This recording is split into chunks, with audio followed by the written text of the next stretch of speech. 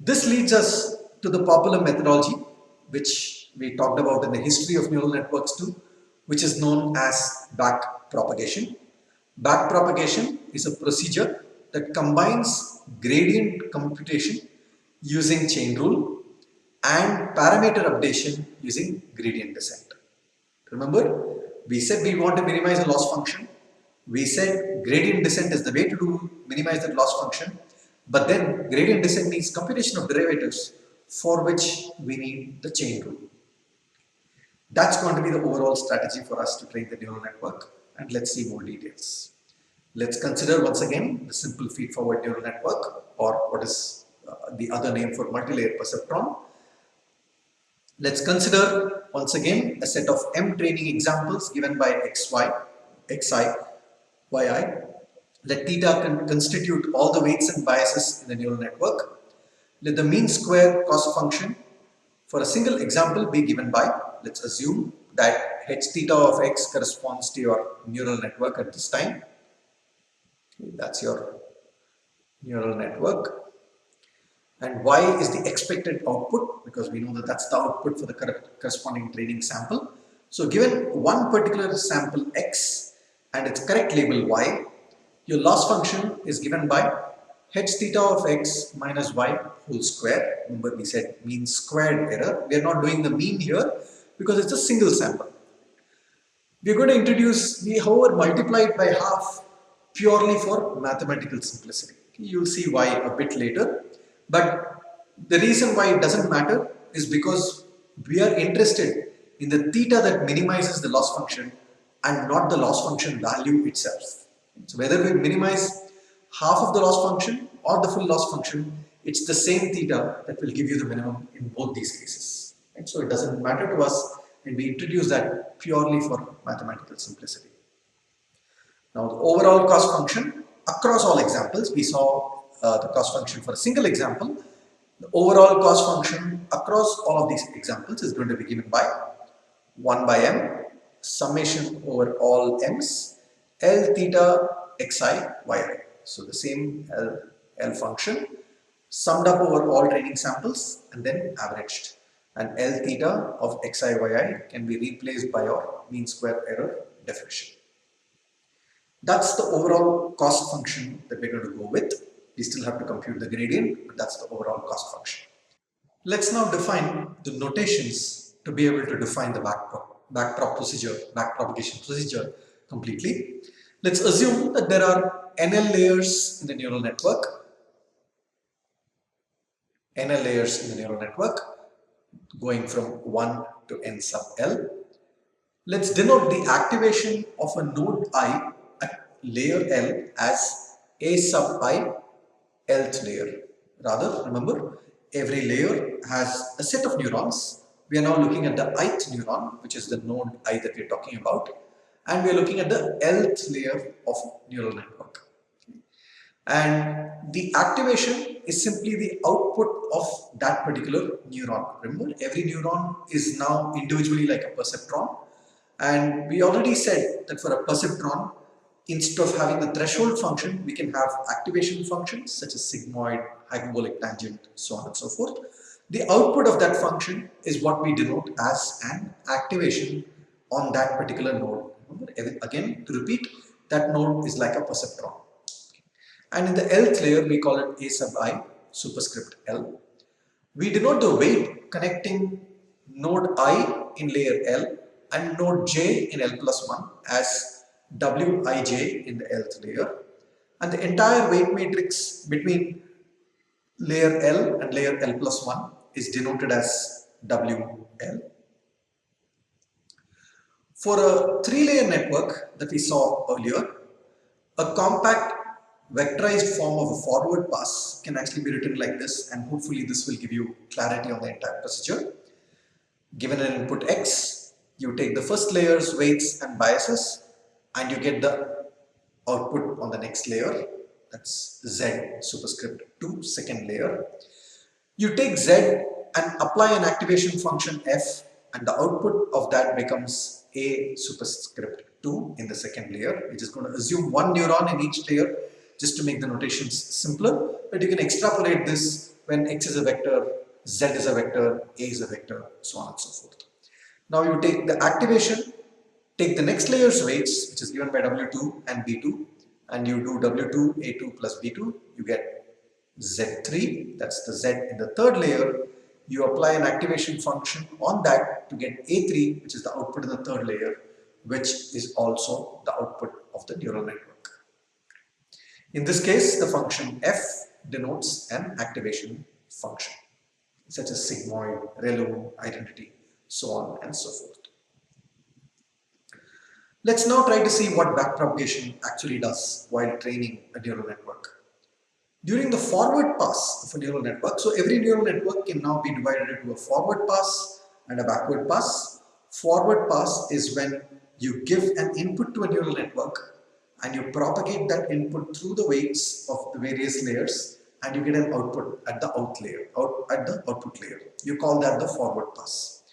Now, based on the output at that output layer, you would get a certain loss based on the loss function that you chose. You expected a certain output because it's training data. You know what the expected output should be. You know what the neural network is throwing out.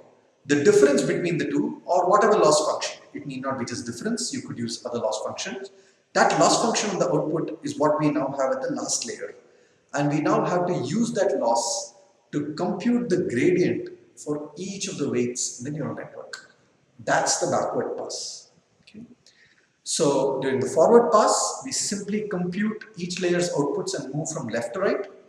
During the backward pass, we compute the loss in the last layer and move from the rightmost layer to the leftmost layer, starting from NL all the way going to the first layer. We compute gradients going from the rightmost layer to the leftmost layer, and once we have all the gradients computed, we can use gradient descent to update the parameters. How do we do? Current new parameter is equal to old parameter minus eta, which is the learning rate or step size, times the gradient with respect to that parameter. Now let's also try to see how this specific propagation of gradients happens from the last layer till the first layer. The first thing is we denote for each node an error term that denotes how much that node was responsible for the loss at the output layer. Let's imagine now that the error term at the output layer is given by error term at the ith node in the output layer. Remember, even the output layer could have multiple output nodes. The output need not be a single value. You could be giving a vector as an output too. For example, you may want to predict at what location an event may occur next. So let's say you want to use some logic, you want to predict using machine learning to predict where the next FIFA World Cup will happen. Okay? So you may want to predict that in longitude and latitude, for instance. Right? So that could be the two outputs that you may want to predict. So your output layer could have many values in that layer. So delta I NL is the last layer, delta I is the delta or the error for the ith node in that layer, and the error term at that output layer is given by minus yi minus ai NL into f prime zi NL. How did we get that? This is simply the gradient of the mean square error. Remember, we said we are taking mean square error as the loss function. We simply take the derivative of the mean square error. So in our case, it's going to be yi minus ai.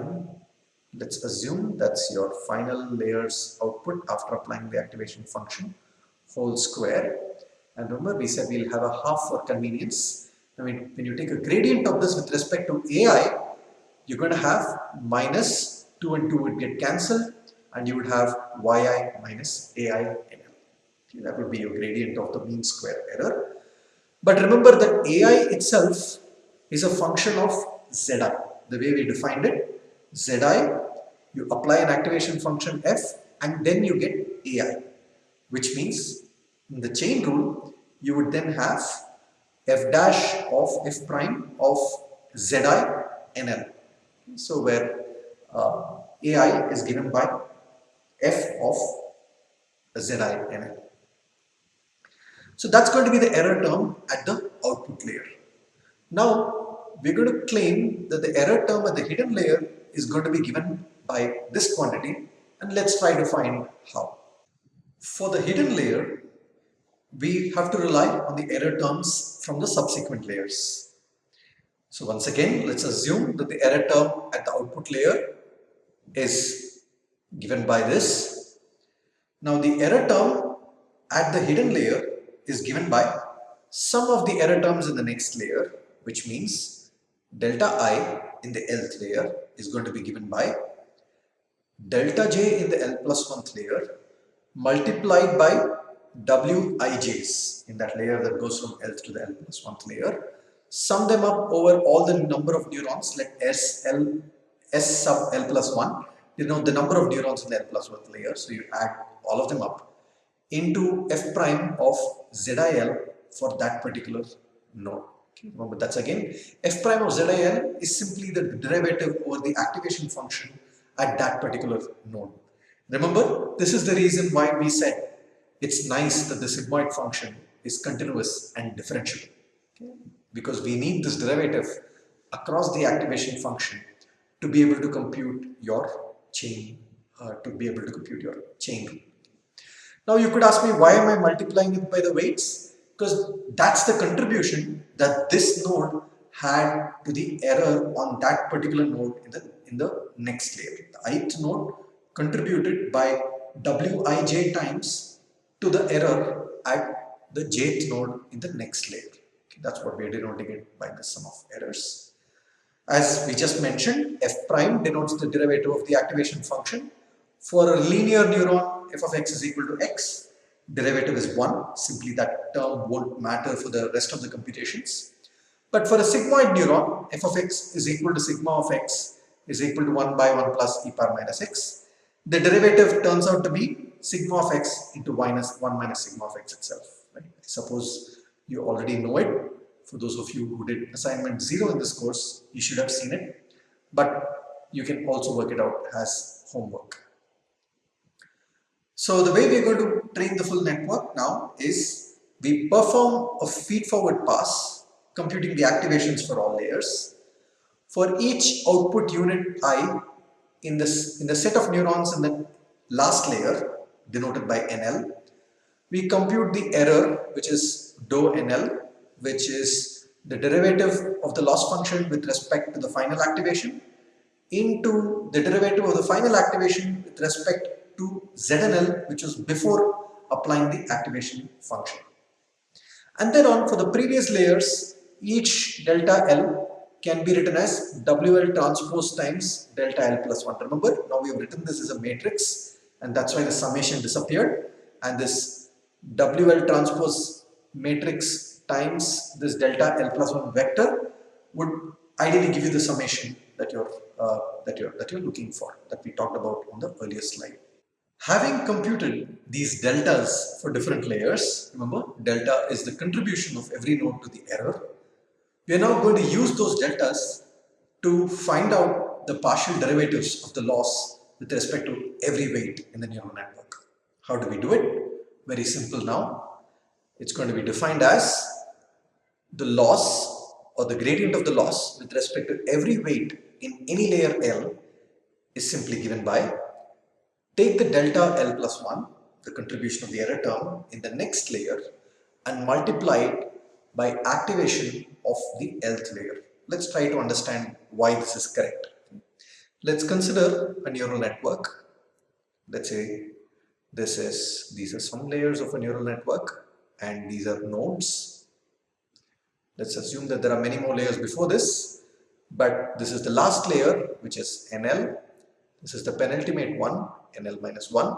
This is one before that, NL minus 2. Now, in the last node in the output layer, remember, let's draw that a little bit bigger. So this side is going to be, this W is what we want to compute it with respect to the gradient Z, and when you apply the activation on Z, it becomes A. So the way Z and A are related, is f of z is equal to a, where f is the activation function of your choice.